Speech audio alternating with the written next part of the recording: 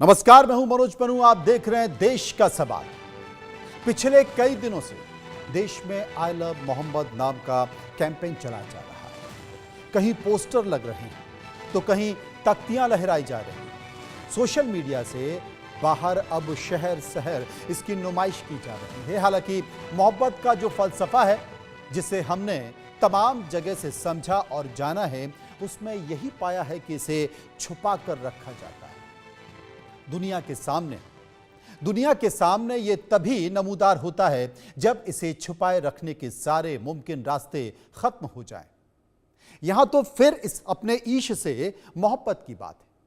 उसके लिए तो ऐसा कहा जाता है कि अपनी इबादत पूजा को बेहद निजी यानी कि अपने तक रखना चाहिए।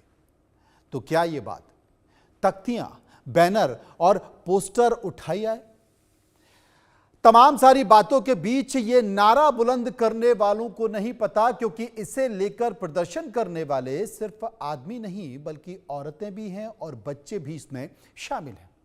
सवाल यह है कि सबको एक साथ अपनी मोहब्बत दिखाने की जरूरत आखिर क्यों पड़ रही है, और यह सिलसिला सा आखिर क्यों बनता जा रहा है?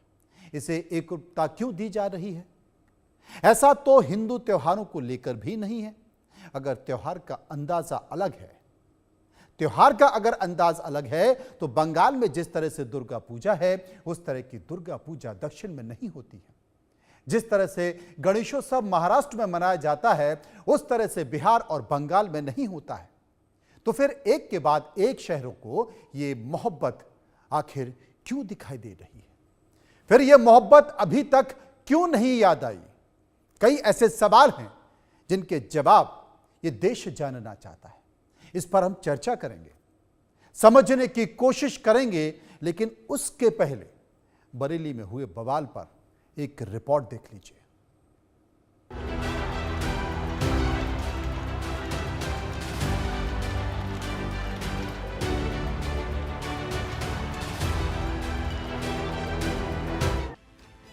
आप किसी से मोहब्बत करो, कोई ऐतराज नहीं, लेकिन मोहब्बत अगर नफरत में झुलसेगी तो फिर क्या होगा? अंजाम आपके सामने है। बरेली में जुमे पर आई लव मोहम्मद विवाद को लेकर बवाल हो गया। पुलिस ने हालात पर काबू पाने के लिए लाठीचार्ज किया, लोगों को दौड़ा दौड़ा कर पीटा। इससे भगदड़ मच गई।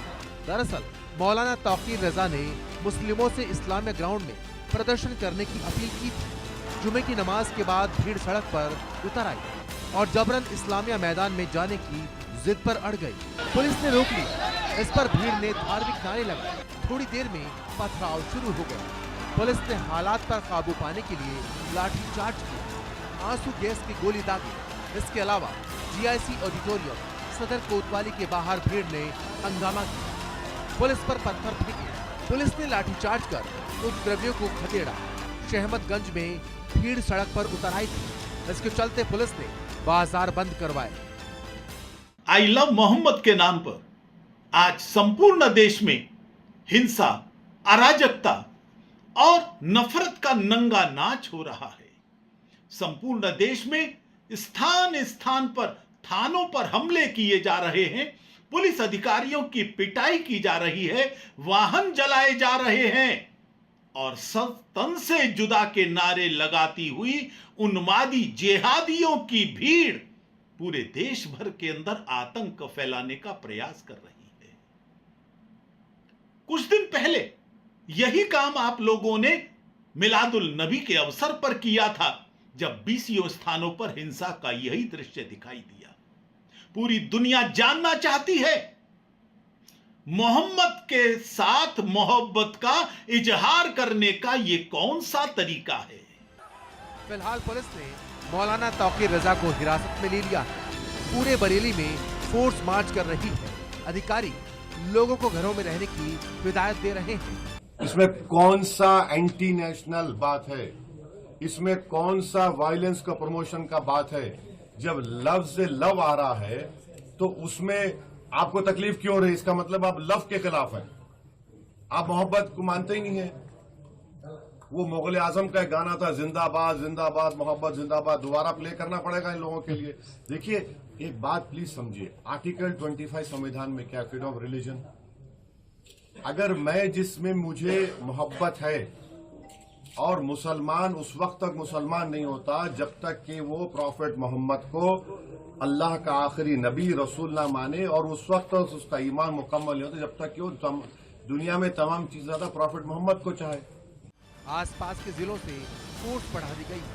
मौलाना तौकीर रजा इत्तेहाद मिल्लत काउंसिल यानी IMC के अध्यक्ष हैं। इन पर 2010 में बरेली में दंगा करवाने का भी आरोप है। मामला अभी कोर्ट में है। इससे पहले तौकीर रजा ने भड़काऊ बयान देते हुए कहा था, अगर मुसलमानों के साथ हो रहे अन्याय नहीं रुके तो मुसलमान सड़कों पर उतरने को मजबूर होंगे। हमारी खामोशी को हमारी कमजोरी या बुज़दिली ना समझा जाए। जिस दिन मुसलमान हमारे नियंत्रण से बाहर हो गए, हालात गंभीर हो जाएंगे।